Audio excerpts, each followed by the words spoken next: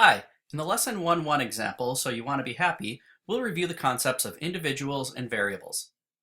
The American Statistical Association sponsors a web-based project that collects data about primary and secondary school students using surveys. We used the site's random sampler to choose 40 U.S. high school students who completed the survey in a recent year.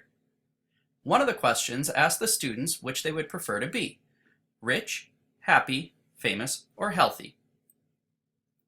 The table below displays data for the first 10 students chosen. The rightmost column gives students answers to the question. Now, our goal in this example is to identify the individuals and variables in the data set, and to classify each variable as categorical or quantitative. Now, you remember from the lesson, individuals are represented by each row in a data table, while variables are represented by each column. So, in this particular example, we know that for individuals, there would be 40 U.S. high school students who completed the online survey, and each of those students is represented by a different row in the table.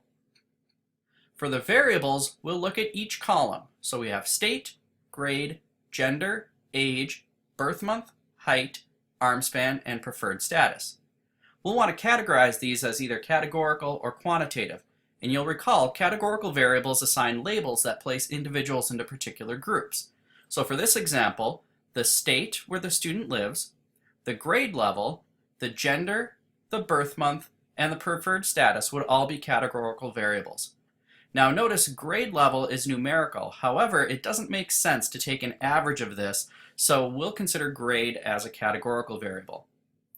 For quantitative variables take number values for which it makes sense to find an average. So for that, we'll say age, height, and arm span are quantitative variables. For some additional practice with individuals and variables, try exercise 1.